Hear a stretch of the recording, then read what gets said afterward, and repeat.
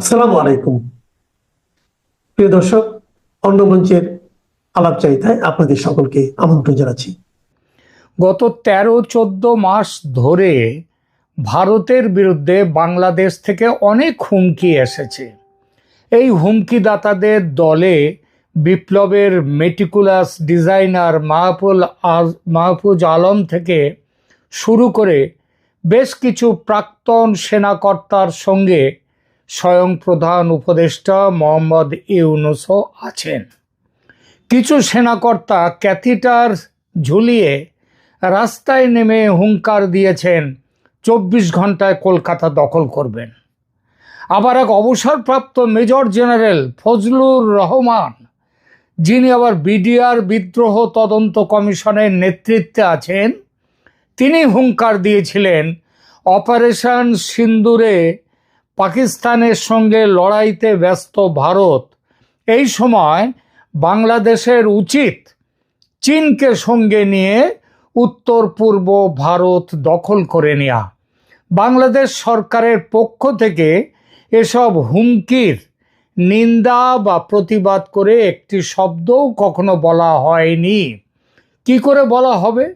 স্বয়ং প্রধান উপদেষ্টা যে নিজেই একাধিকবার ভয় দেখিয়েছেন সেভেন সিস্টার্স নিয়ে।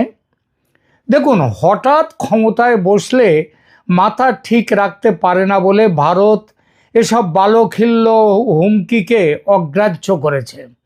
কিন্তু সম্প্রতি বাংলাদেশের এক বড় রাজনৈতিক দলের 2 নম্বর মাথা ইউনূসের সফর সঙ্গী হয়ে আমেরিকায় গিয়ে রীতিমতো সভা করে যেসব হুমকি দিয়েছেন, সেটা শুনলে ওই মালটাকে পাগলা বলবো নাকি পাগলা দোচা বলবো, এ নিয়ে বড় বিভ্রম জেগেছে আমার। তিনি পাগল নন, তবে নিঃসন্দেহে পাগলা দোচা। একটু ঘুরিয়ে দিলাম গালাগালটা, আশা করি বুঝেছেন কেন দিচ্ছি গালি। একবার নিজেই শুনে দেখুন এই মহাপুরুষ, মানে এই মালটি, তিনি কি বলেছেন একবার শুনে দেখুন, তারপর বলবেন যে আমি ঠিক বলেছি কিনা। 5 মিলিয়ন যুবকেরা তো ভারতের বিরুদ্ধে স্বাধীনতা যুদ্ধে আসবে, কি বলেন? এটা 2 ভাগ করে দিব। 1 ভাগ গেরিলাতে যাইব, ঘোড়াতুন ডাইলেই লাঠি দিয়ে ধরব। লাঠি কি জায়েজ না জায়েজ? আমি সবসময় জায়েজ কথা বলি। ঘোড়া থেকে নামতে পারবে না ইনশাআল্লাহ। আর বাকি অর্ধেকের কি করব? ওটা নিয়ে আরো বিস্তৃত জায়গায় চলে যাব। পুরা রিজনে স্বাধীনতার যুদ্ধ শুরু হবে। রাসূল ইসলামের যে হাদিসের যে গাজওয়ায়ে হিন্দ, সেটা বাস্তবায়নের মহাপরিকল্পনা হবে ইনশাআল্লাহ। ঢুকলে ভালো না খারাপ? আরে ভালো কেন, ভালো না খারাপ বলেন? ভালো বলেন, ভালো কি বলেন? ভালো। খারাপ তৈব এই জন্য যদি আপনি দেখে ভয়ে পালিয়ে দৌড়াইয়া গঙ্গাসাগরে পড়ে যান, আপনারা যাবেন কোন পড়িতে পারবেন, যাবেন তো সেদিনের জন্য মাঝখানে ডুববেন, তো ডুবাচ্ছে। আমরা ইনশাআল্লাহ কোন শক্তির পক্ষে বাংলাদেশে গ্রাস করে টিকে থাকা সেই পরিস্থিতি ইনশাআল্লাহ হবে না, হতে দেওয়া হবে না, হতে দেওয়া হবে। ভয় পাইয়েন না। শেষ কথা কি শুনলেন? 50 লক্ষ যুবক তৈরি আছে বাংলাদেশে, 5 মিলিয়ন। 25 লক্ষ দেশের ভেতরে ভারতের সেনাকে ঘোড়া থেকে নামতে দেবে না, ঘোড়া থেকে নামতে দেবে না। আর 25 লক্ষ কি করবে? ভারতে ঢুকে ভারত দখল করে গজওয়ায়ে হিন্দ সফল করবে, অর্থাৎ ভারতকে ইসলামী দেশ বানাবে। তার হাদিসে এই কথাটা বলা আছে। কোন হাদিস? যে হাদিসে হোক, সেখানে বলা আছে। এই মালটা জানে না যে ঘোড়ায় চড়ে যুদ্ধ হয় না এখন। সে গজওয়ায়ে হিন্দ করতে যে জানে না ঘোড়ায় চড়ে যুদ্ধ হয় কিনা এখন, সে গজওয়ায়ে হিন্দ করতে আসছে। প্রথমে ভেবেছিলাম মালটার এইসব কি বলবো, এইসব ছাগলামি না পাগলামি যেটাই হোক না কেন, এটা প্রতিক্রিয়া জানাবার উপযুক্ত নয়। তা সে নামের আগে ডক্টর নাকি যা খুশি ছাই লিখুক না কেন। পরে ভাবলাম পাগলা কুকুরের কামড় কিন্তু বিপজ্জনক। পাগলা কুকুর সে তো আর দেখে শুনে কামড়ায় না, তার কামড়াবার ইচ্ছা হয়েছে কামড়াবে। তো সুতরাং এরকম কুত্তার থেকে যত না ভয় ভারতের, তার চেয়ে বহুগুণ বেশি ভয় বাংলাদেশের মানুষের, বাংলাদেশের। কারণ এইসব কথার ঝক্কিটা তো সামলাতে হবে তাদের। বিশেষ করে বর্তমানে ভারত যে সিদ্ধান্ত নিয়েছে, তাতে পাকামি বাঁদরামি এগুলো করতে এলে সুদে আসলে পাওনা মিটিয়ে নেবে ভারত। পাকিস্তানকে গতকাল যে ভাষায় সাবধান করেছে, সেই একই ভাষা বাংলাদেশের ক্ষেত্রে। তফাৎ হলো বাংলাদেশের ক্ষেত্রে তিনি নাম নিয়েছেন, এই মানে ভারতের সেনাপ্রধান, তিনি বাংলাদেশের ক্ষেত্রে নাম নেননি, আর পাকিস্তানের নাম নিয়েছেন। কি বলেছেন ভারতের সেনাপ্রধান শুনুন আগে, তারপর যাব আলোচনায়। তবে সেনাপ্রধান জেনারেল উপেন্দ্র দ্বিবেদীর আগে শুনে নিন ভারতের প্রতিরক্ষা মন্ত্রী রাজনাথ সিং ঠিক একদিন আগে কি বলেছেন। आतंकवाद के खिलाफ, मगर आतंकवाद के खिलाफ हमारी लड़ाई जारी है। साथियों, आजादी के 78 साल बीत जाने के बावजूद सरक्रीक इलाके में सीमा को लेकर एक विवाद खड़ा किया जाता है। भारत ने कई बार बातचीत के रास्ते इसका समाधान करने का प्रयास किया है, मगर पाकिस्तान की नीयत में खोट है, उसकी नीयत साफ नहीं है। जिस तरह से हाल में पाकिस्तान की फौज ने सरक्रीक के सटे इलाकों में अपना मिलिट्री इंफ्रास्ट्रक्चर बढ़ाया है, वह उसकी नीयत बताता है। साथियों, भारत की सीमाओं की रक्षा भारतीय सेनाएं और बॉर्डर सिक्योरिटी फोर्स मिलकर मुस्तैदी से कर रही हैं। अगर सरक्रीक इलाके में पाकिस्तान की ओर से कोई भी हिमाकत की गई तो उसे ऐसा करारा जवाब मिलेगा कि इतिहास और भूगोल दोनों बदल जाएंगे मेरे साथियों। और 1965 की जंग में भारत की सेना ने लाहौर तक पहुंचने का सामर्थ्य भी दिखाया। आज 2025 में पाकिस्तान को याद रखना चाहिए कि कराची का एक रास्ता क्रीक से ही होकर गुजरता है।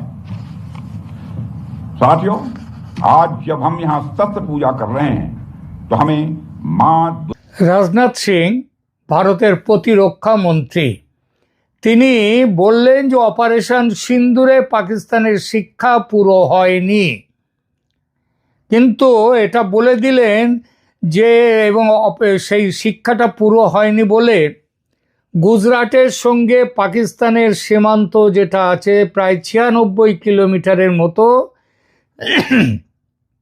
সেই সীমান্ত কচ্ছের রানে বাংকার তৈরি করছে পাকিস্তান। সেনা সমাবেশ করছে, যুদ্ধাস্ত্র মজুত করছে, উদ্দেশ্য স্পষ্ট, ভারতের কাছে হারের বদলা নেয়া। রাজনাথ সিং মনে করিয়ে দিয়েছেন 1965 সালের যুদ্ধের কথা।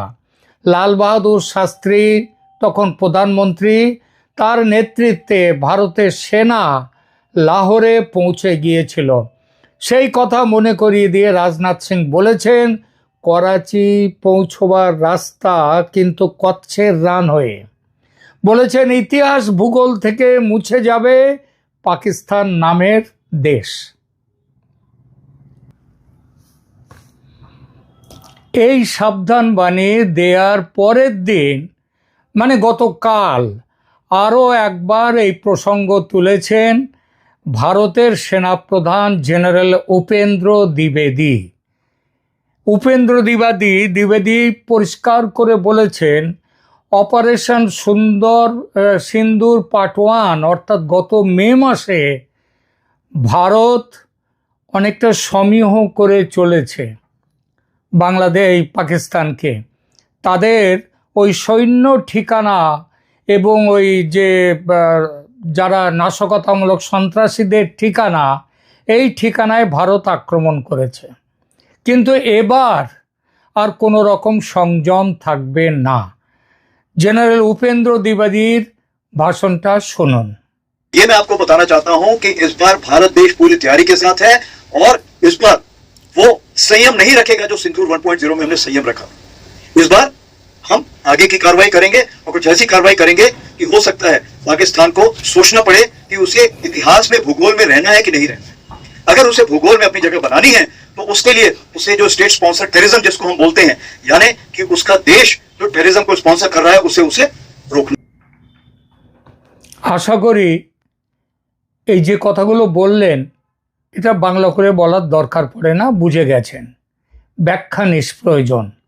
কিন্তু একটা প্রশ্ন উঠতেই পারে, ভারতের প্রতিরক্ষামন্ত্রী, ভারতের সেনাপ্রধান তো এসব হুমকি দিয়েছেন পাকিস্তানকে, তাহলে এই আলোচনায় বাংলাদেশকে টেনে আনা হচ্ছে কেন?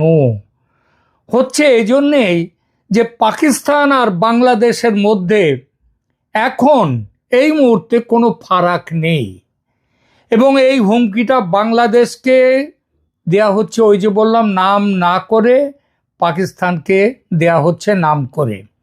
যারা এবং এই জন্যেই দেওয়া হচ্ছে এই হুমকি, যারা পাকিস্তানের মতো ব্যবহার করবে ভারতের এই হুমকি তাদের জন্যেই। আর পাকিস্তান ও বাংলাদেশ তো একই পথের পথিক।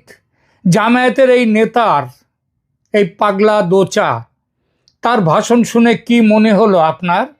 যে ভাষায় এসব কথা বলল এই লোকটা, ওই তাহের না কি যেন নামের, এরকম কত কথা কোনো পাকিস্তানি নেতার মুখে শুনেছেন? জনাব জুলফিকার আলী ভুট্টো ৭১-এর যুদ্ধে হেরে গিয়ে ভারতের সঙ্গে ১০০০ বছর লড়াইয়ের কথা বলেছিলেন ঠিকই, কিন্তু এই সে তাহের, ফজলুর, মাহফুজ, ইউনুস, এরা তো কৃমির মতো, কৃমি জাতীয় জীব।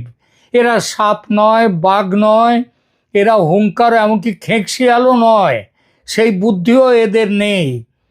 সুতরাং আপনার এখানটায় আপনি প্রশ্ন করতে এইবার মনে করবেন যে কেন এই কথা বলা হলো, বাংলাদেশের সম্পর্কে কেন নিয়ে এলাম। একটা জিনিস, পিপিলিকার পাখা ওঠে মরিবার তরে, এই কথাটা শুনেছেন, এই কবিতাটাও পড়েছেন।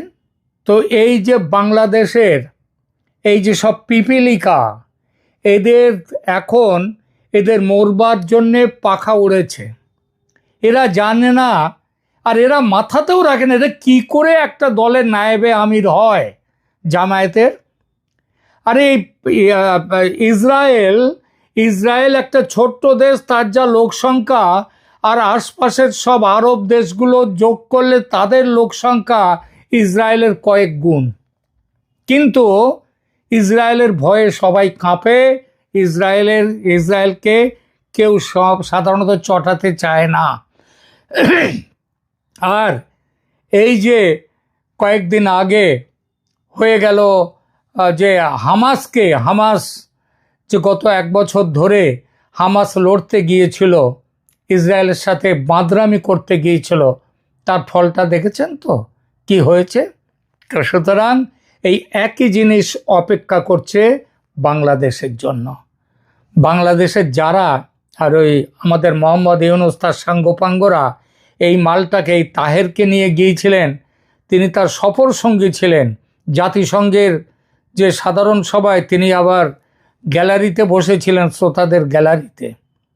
অথচ তার জন্যে এইসব কথা যে বলেছে, এত বড় বাঁদরামির কথা বলেছে, গজওয়া হিন্দ করবে, ঘোড়া থেকে নামতে দেবে না, ঘোড়া থেকে নামতে দেবে না।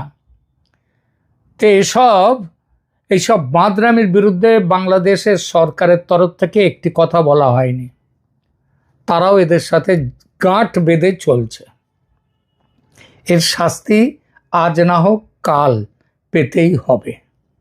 আপাতত এখানেই রাখছি।